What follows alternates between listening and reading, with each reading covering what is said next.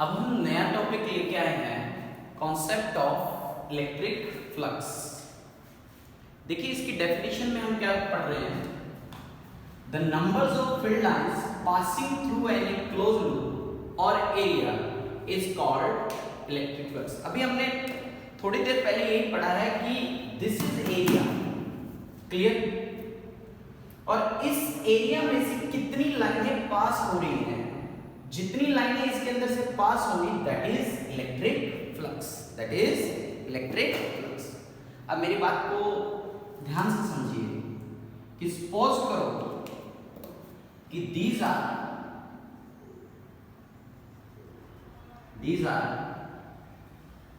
ये blue lines आपको दिख रही है,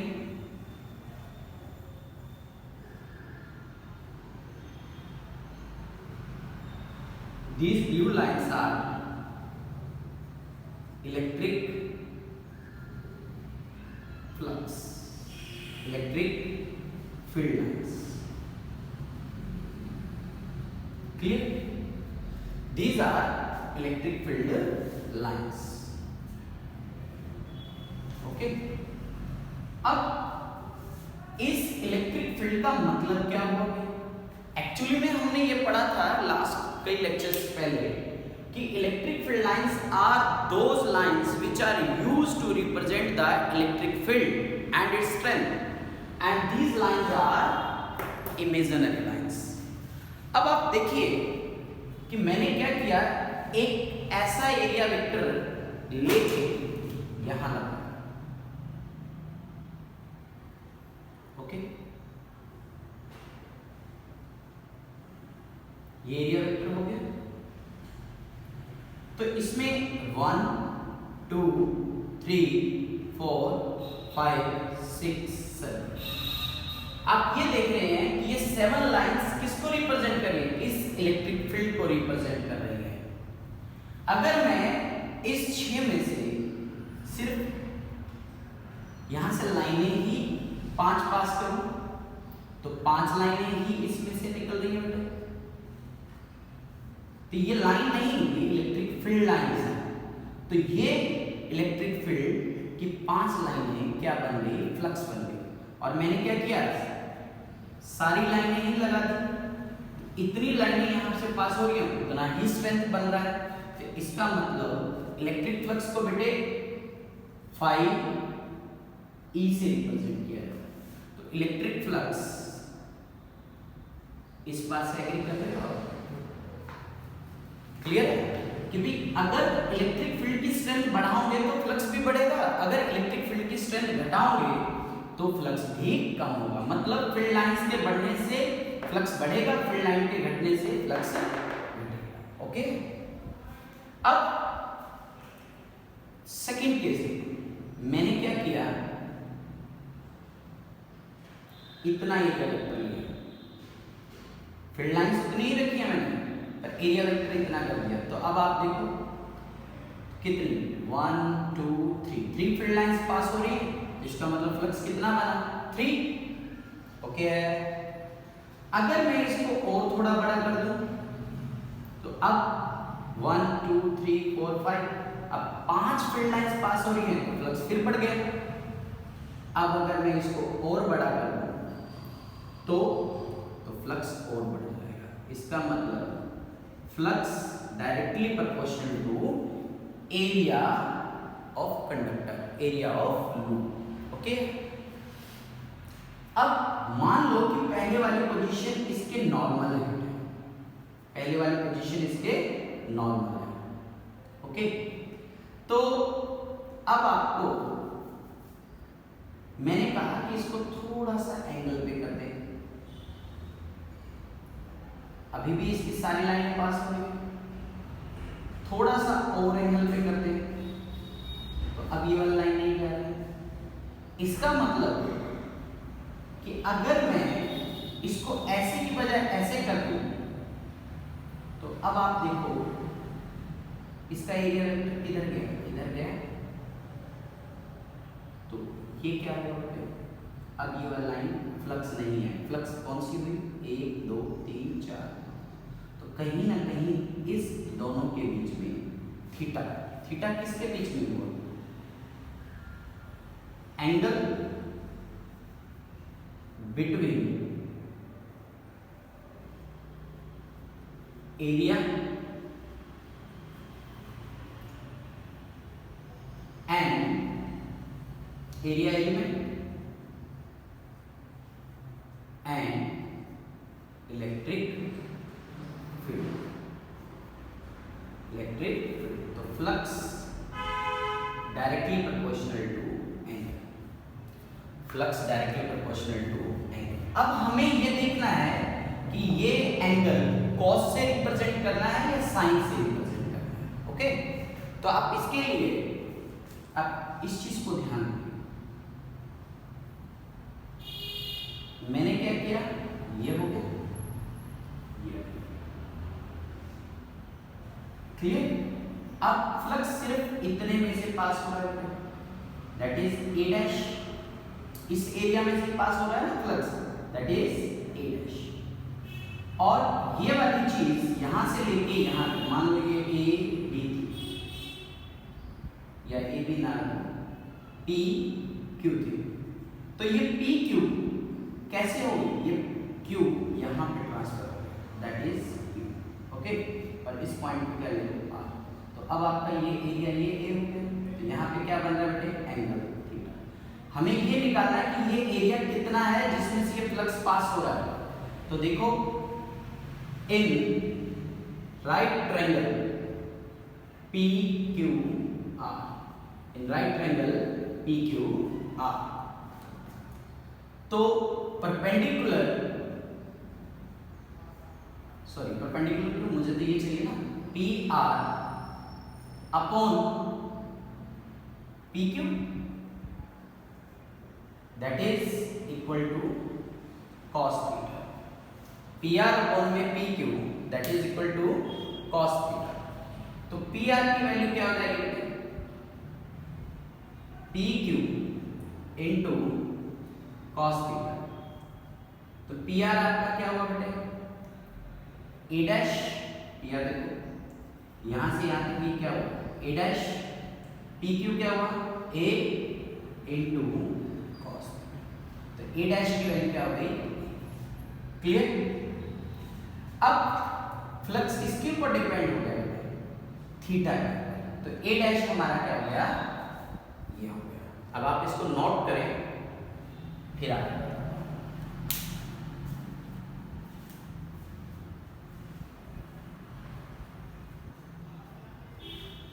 तीन टर्म्स आपके पास आ गई, इलेक्ट्रिक फील्ड, एरिया और थीटा। तीनों के ऊपर ये क्या है बेटे, डायरेक्टली प्रोपोर्शनल है। और जो थीटा होता है डायमेंशंस लेस कांस्टेंट होता है। अब आप यहां पे इसको मान लो इक्वेशन नंबर 1, इसको मान लो इक्वेशन नंबर 2 और इसको मान लो इक्वेशन नंबर 3। तो ऑन कंबाइनिंग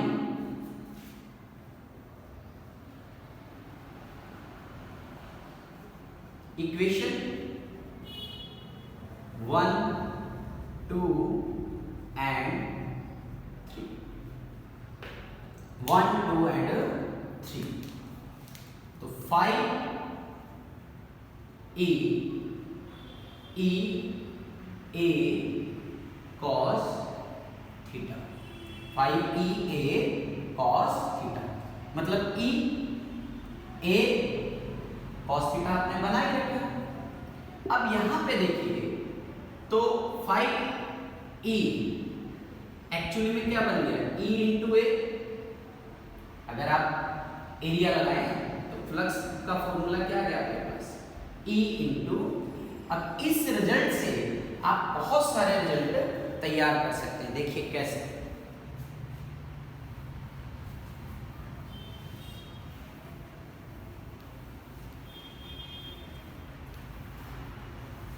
देखिए कैसे, आपके पास आया 5e equal to e into A into cos theta. तो 5e इंटू ए cos थीटा देखते ही आपने डॉट प्रोडक्ट लगा दिया, तो इट मींस पहली जो चीज आपको पता लगी, इलेक्ट्रिक फ्लक्स इज ए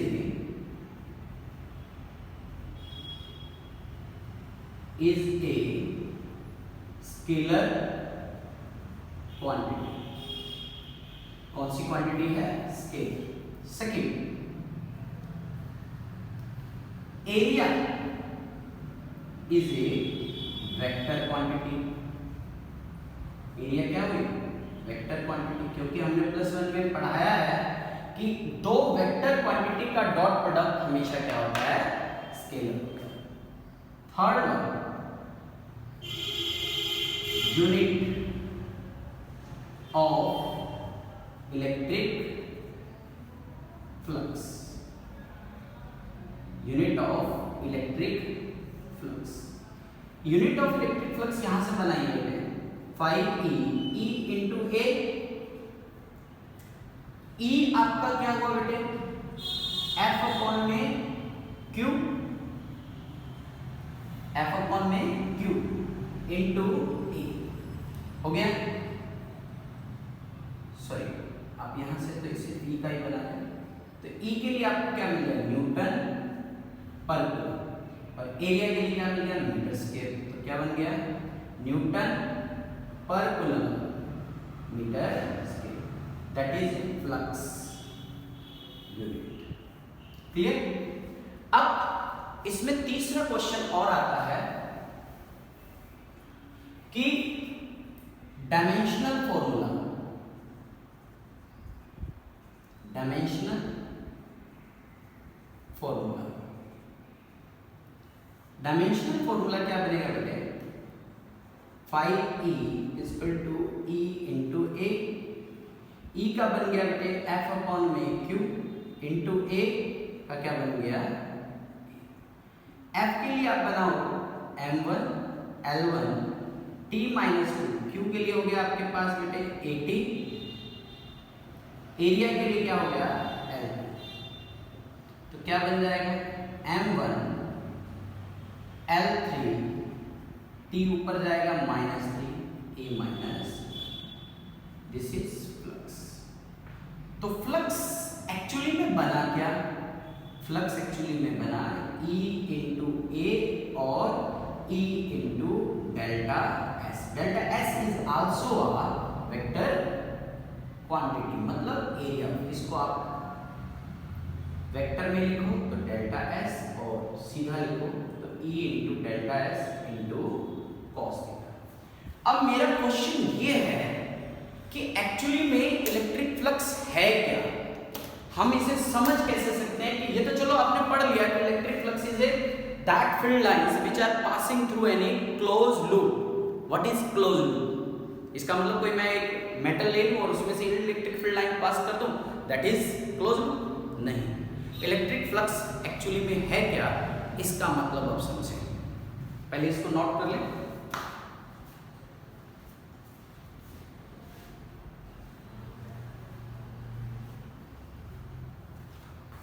अब देखिए इलेक्ट्रिक फ्लक्स है क्या?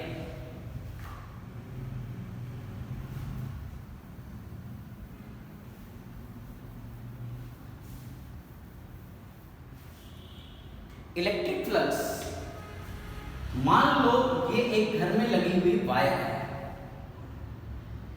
जिसमें से करंट पास होता है। उस करंट में ना तो चार्ज फ्लो करता है, ना ही कोई करंट फ्लो करता है।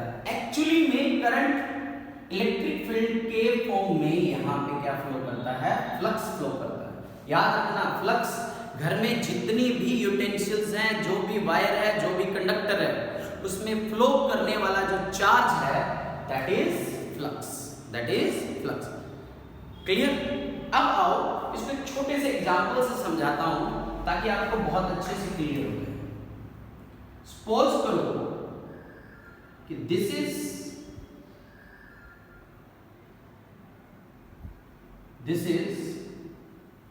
Field lines. क्या ले लिया आपने? Field lines. क्लियर? ये क्या है आपके पास? Field lines. फील्ड लाइन में को मैं अगर आपको कहूं कि बेटे इस फील्ड लाइंस को अगर एक बार पानी मान लो, आप पानी चल रहा है, चलती हुई हवा मान लो, चलता हुआ पानी मान लो, या इलेक्ट्रिक फील्ड लाइंस, तो मैंने एक बकेट रखा, तो आप ये देखो कि सारी की सारी फील्ड लाइंस इसके अंदर से पास हो रही है। तो this is area, this is area. यहां पे जो E है और डेल्टा S, थीटा की वैल्यू इनमें क्या आ गई बेटे? 0। थीटा की वैल्यू क्या आ गई? 0। अलॉन्ग है तो फ्लक्स न्यूमेरिकल करवा रहा हूं, बेटे ध्यान से देखिए। E into delta S cos theta बनाया था आपने, तो E delta S cos 0, cos 0 1, तो यहां पे इलेक्ट्रिक फ्लक्स क्या होगा? मैक्सिमम। क्या होगा? मैक्सिमम।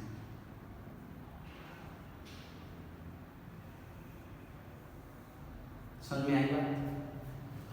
अगर मैं इसी को थोड़ा सा टिल्ट कर दूं ऐसी पोजीशन के लिए,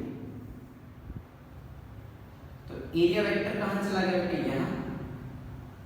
एरिया वेक्टर इधर हो गया प्लेन का, और ये आपकी क्या आ रही है? Field lines. सपोज करो कि this one is a 60 degree, this one is a 60 degree, ये आपका इलेक्ट्रिक फील्ड हुआ और ये आपका क्या हुआ?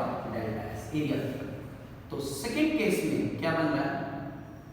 Flux E delta S cos theta, E delta S cos 60, E delta S cos 60 की वैल्यू आ रही होगी बात समझ?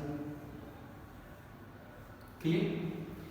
थर्ड केस में सपोज करो कि मैंने इसको ऐसे ही रख दिया, तो एरिया वेक्टर आपका इधर चला गया और इलेक्ट्रिक फील्ड आपका इधर आ रहा है। तो एंगल कितने का दिख रहा है आपको? 90 डिग्री का। केस नंबर थर्ड, तो flux is equal to E into delta S cos 90, E delta S cos 90 that is 0। तो ये क्या हो जाएगा? फ्लक्स 0। आप समझ पा रहे? क्लियर? इस एग्जांपल से आप इलेक्ट्रिक फ्लक्स समझ पा रहे। एक और बता रहा हूं कि फ्लक्स, सपोज कर लो कि ये एक दरवाजा है, बोर्ड हमारा व्हाइट बोर्ड एक दरवाजा है, उधर से हवा आ रही है, तो आप मान के चलो कि हवा बिल्कुल इसके परपेंडिकुलर है, सारी की सारी हवा जाएगी। तो इसका मतलब जितनी हवा की इंटेंसिटी है वो उतना ही हवा का फ्लक्स मान लो, चलता हुआ इलेक्ट्रिक फील्ड मान लो, तो सारा का सारा अंदर जाएगा, that is electric flux. Suppose करो मैं उसी हवा को थोड़ा सा एंगल पे ले लूं, एक एंगल पे, तो आप मान के चलो कि सारी की सारी हवा इसके अंदर नहीं जाएगी, तो वो ये वाला केस हो गया। सपोज करो कि हवा ऐसे आ रही है, बोर्ड ऐसे है, हवा ऐसे है और बोर्ड ऐसे है, तो ये कितने डिग्री का एंगल हो गया? 90 डिग्री का। तो अब हवा इसके अंदर नहीं जाएगी। This is electric flux. Clear? इसको बहुत अच्छे से पढ़ें। इसको पढ़ने के बाद आपको गॉस थ्योरम बहुत अच्छे से समझ में आएगा। नोट कर लीजिए।